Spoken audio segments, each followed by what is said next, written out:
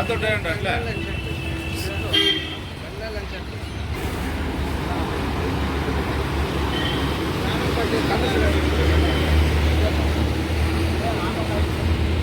ಹೇಳೋ ನನ್ನ ಸ್ಟಡಿ ಮಾಡಿ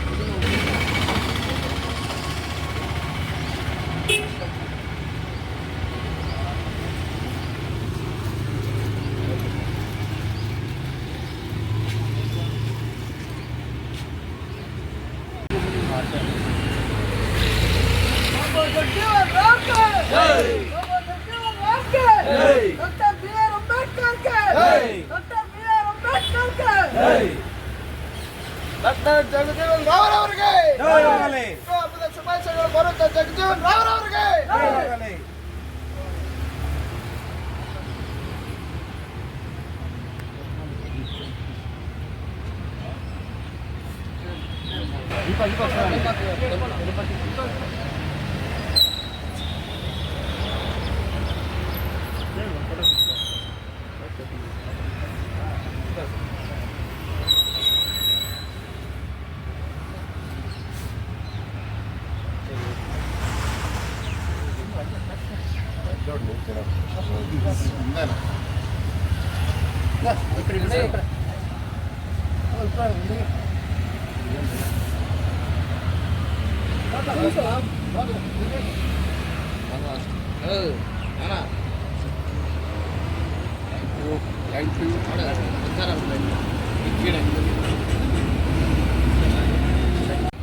ಎಲ್ಲರಿಗೂ ನಮಸ್ಕಾರ. ಏನು ಇವತ್ತು ನಾವು ಮಚ್ಚಪಾಳ್ಯದಲ್ಲಿ ಈ ಕಾರ್ಯಕ್ರಮ ಹಮ್ಮಿಕೊಂಡಿದ್ದೀರಿ.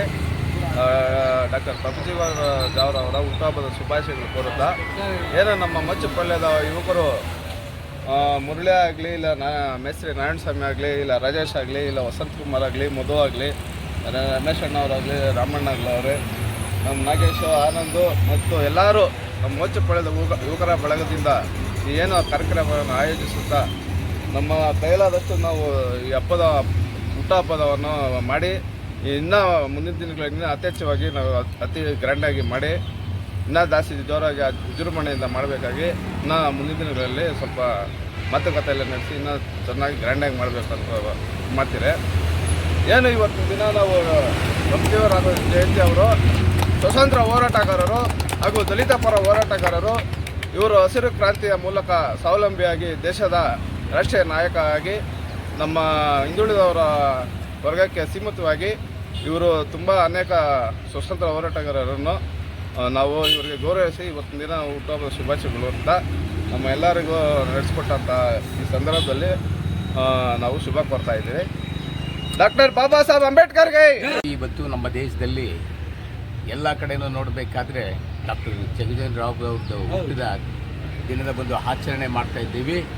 ಇಡೀ ದೇಶದಲ್ಲಿ ಇವತ್ತೇನಾದರೂ ನಮ್ಮ ದೇಶ ಇಷ್ಟೊಂದು ದಲಿತರ ಪರವಾಗಿ ಒಂದು ಒಳ್ಳೆಯ ರೀತಿಯಲ್ಲಿ ದಲಿತರಿಗೆ ಒಬ್ಬರಿಗೆ ಅಂತಲ್ಲ, ಎಲ್ಲ ಚೆನ್ನಾಗಿ ದೊಡ್ಡ ಬಡ ವ್ಯಕ್ತಿಗಳಿಗೆ ಗ್ರೀನ್ ರೆವಲ್ಯೂಷನ್ ಅಂತ ಅವರು ಒಂದು ತಂದದ್ದು ಭಾರಿ ಮುಖ್ಯವಾದದ್ದು. ಡಾಕ್ಟರ್ ಜಗಜೀವನ್ ರಾವ್ ಅವರು ನಮ್ಮ ಮೋಚಿಪಾಳ್ಯದಿಂದ ಇವತ್ತು 117ನೆಯ ಹುಟ್ಟಿದ ಹಬ್ಬವನ್ನು ಆಚರಣೆ ಮಾಡ್ತಾ ಇದ್ದೀವಿ.